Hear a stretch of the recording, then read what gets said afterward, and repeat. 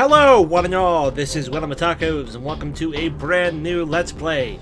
The first official Let's Play starting in the 6 videos a week slots. Technically, XCOM was the first one to take that title, but XCOM didn't start off that way. This is going to be the first Let's Play that starts 6 videos a week, focused entirely on this Let's Play until completion. And this is Let's Play Fire Warrior. I believe I don't think it's called Tau Fire Warrior. I believe it's called just Warhammer 40,000, Warhammer 40,000 Fire Warrior.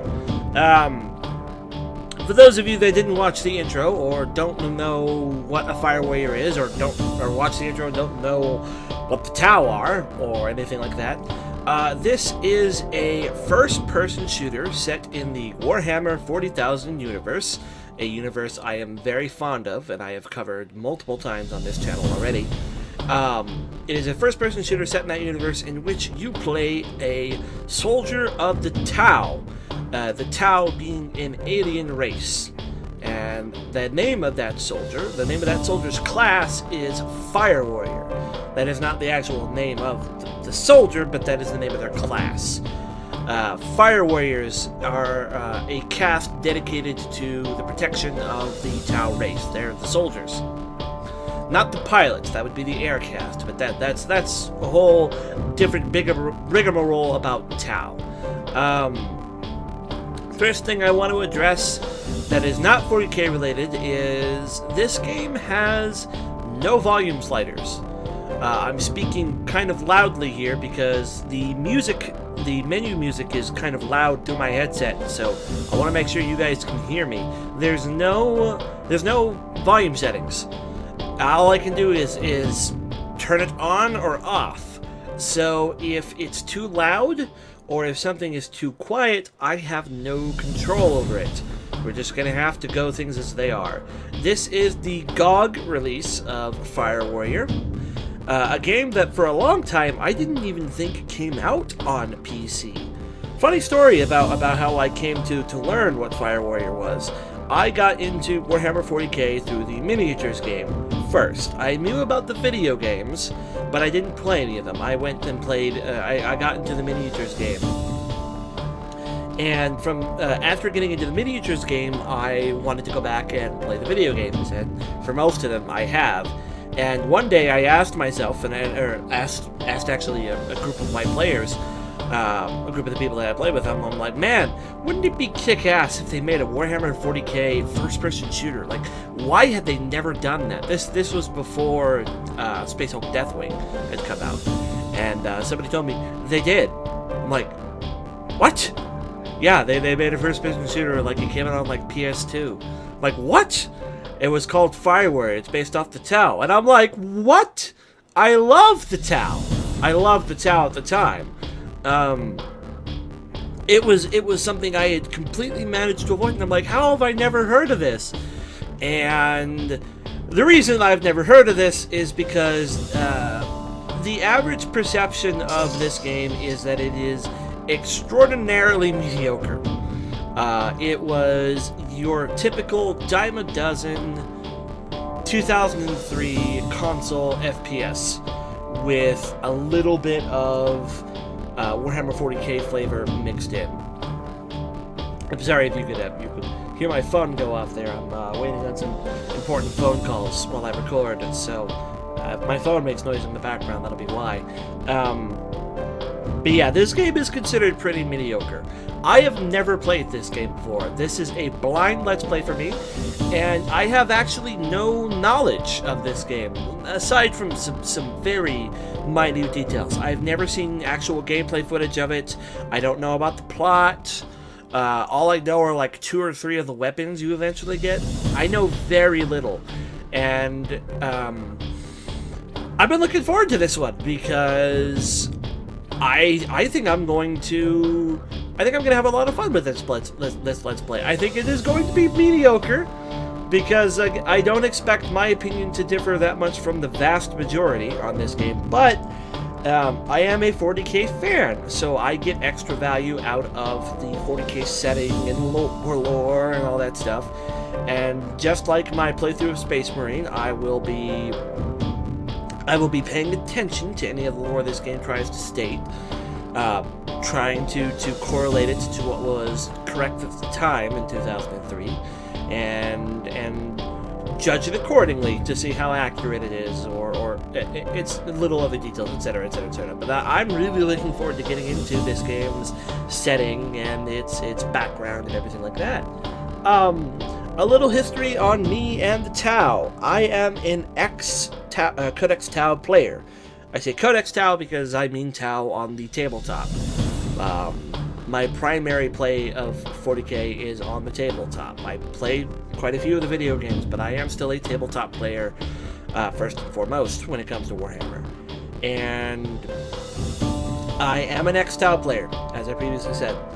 I got into Tau in 6th edition, after their 6th edition codex had come out. It was an army that, ever since I started in 4th edition, that I really, really loved the aesthetic of. I thought they looked great. I love the look of actually Fire Warriors specifically. I'm not what you would call a Gundam fan. It was never the battle suits that got me into Tau. And I need to stress that fact because for a lot of Tau players, it's the battle suits that get people into Tau. It was never the battle suits that appealed to me, it was the infantry base.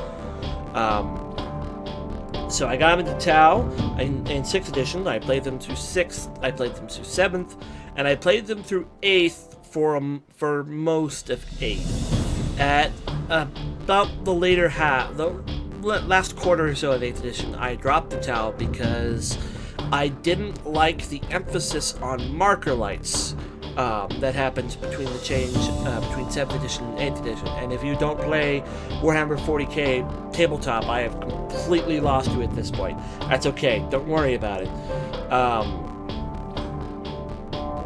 Basically, between 7th edition and 8th edition, they introduced some serious rule changes. They introduced a mechanic that had never been seen in Warhammer 40k before. There's probably 1 or 2 units that had it before, but those are exceptions, not the rules. They introduced penalties to hit, and this drastically changed how the Tau played, because now the Tau had to lean very hard on a piece of equipment they had called a Markolite in order to hit targets, because everybody, and I mean everybody, had penalties to hit. So it really, really hurt the Tau, and I hated that they had this new crutch that I was very much not a fan of. And as of this current moment, there is no 9th edition.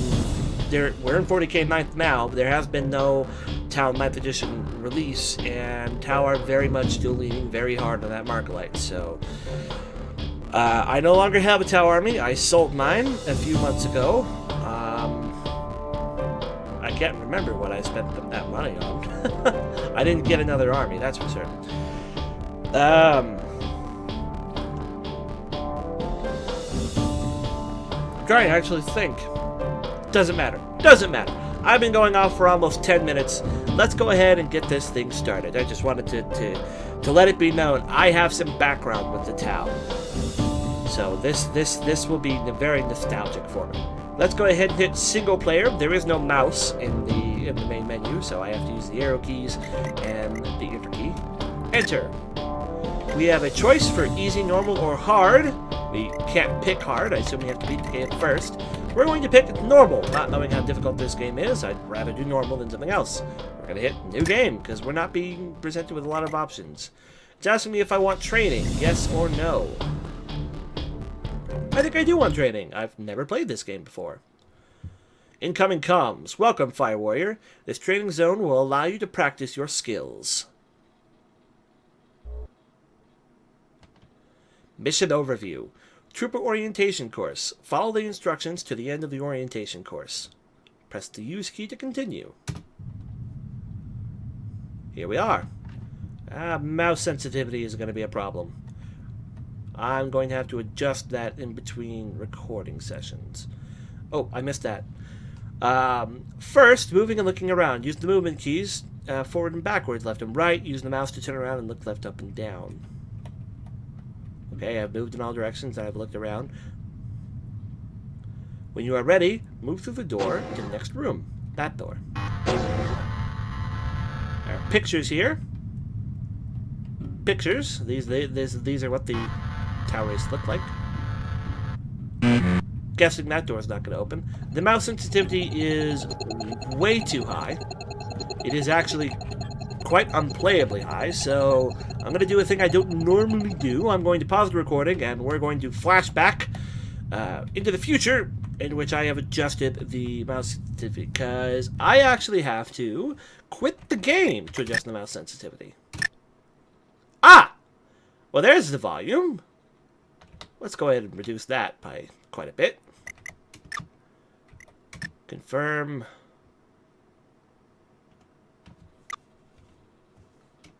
I don't think I can adjust the... Yeah, the only options here are audio. This is the kind of game where it's all in a configuration executable outside of the actual game. I can jump. I'm not progressing through that door. Might as well play around with the jump a bit. Aha! Any secrets? No.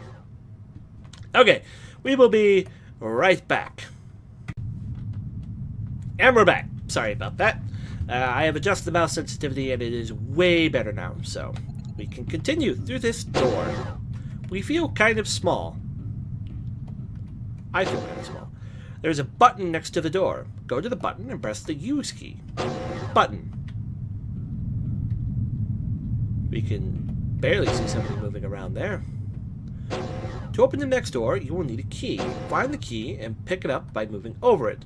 Once you have it, you can pass through the next door. I need to move something here on my desk area. If you pick up a key, it is shown on your visor display. Got it. You have picked up the blue key. Key card hunting.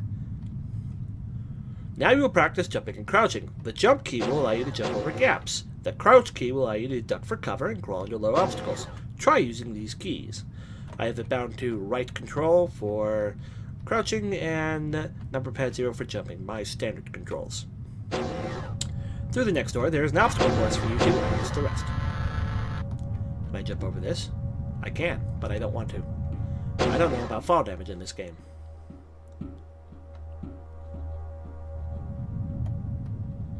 To jump this gap, run at it and press the jump key before you reach the edge. The faster you run, the farther you will jump. Is there a run key specifically?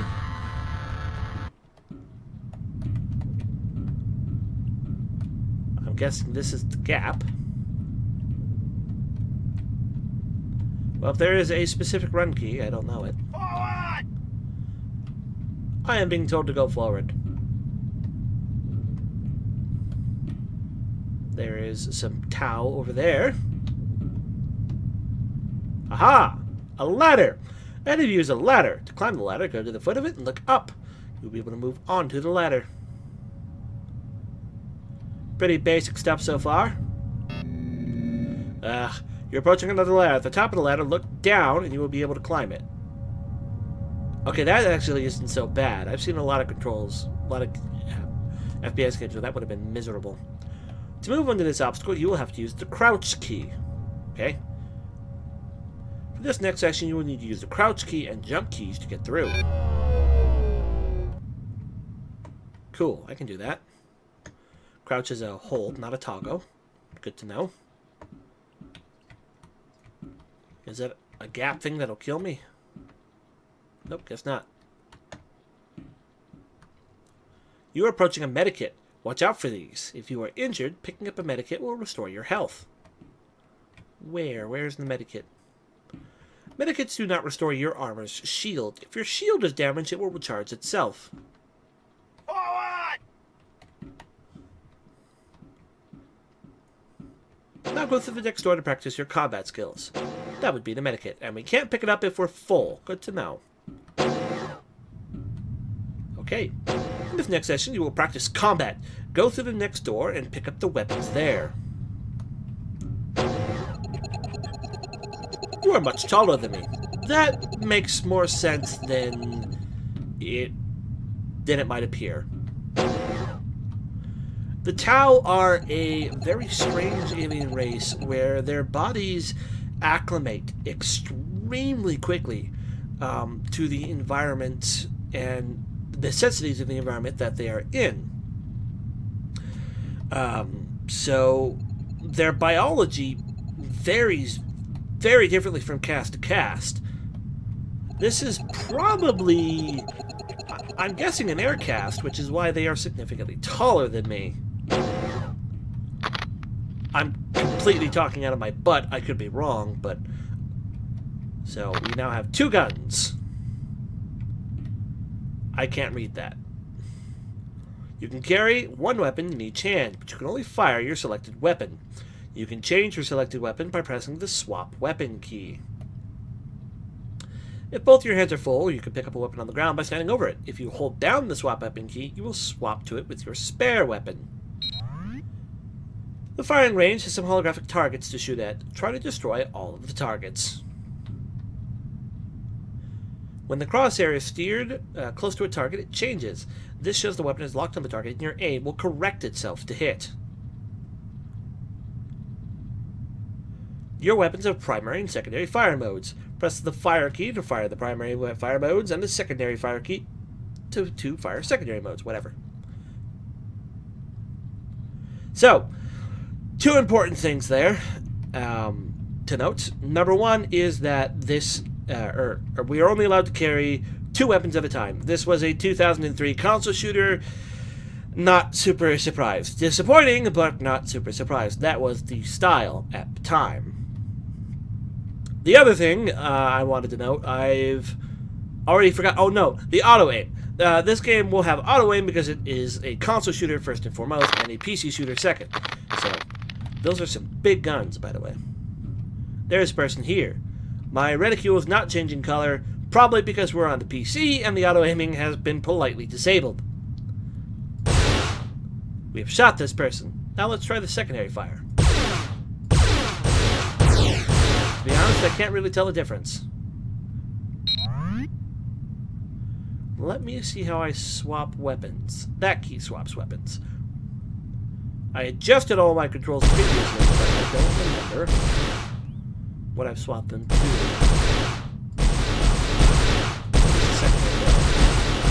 It seems to be basically the same thing.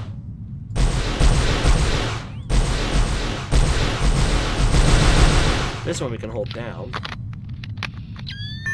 Got a little reload animation there. Cool. Reload animations are cool. Now go to the next room and pick up the grenades there. I believe this will reload. This is a pulse rifle, and this is a pulse carbine. They use the same type of ammo, so it makes sense they have very similar reloads.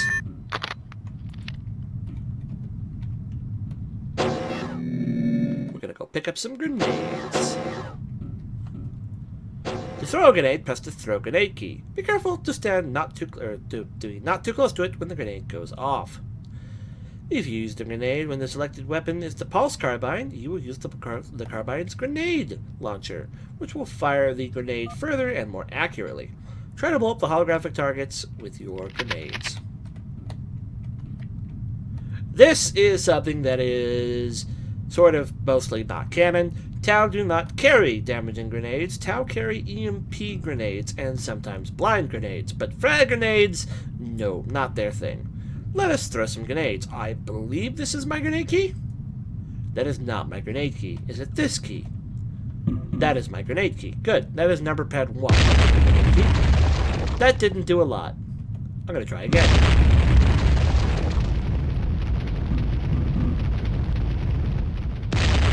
It would seem, unless I hit them directly in the schnoz with the grenade, it's not going to do very much. Good to know. Alright. This is the grenade launcher function on the pulse carbine.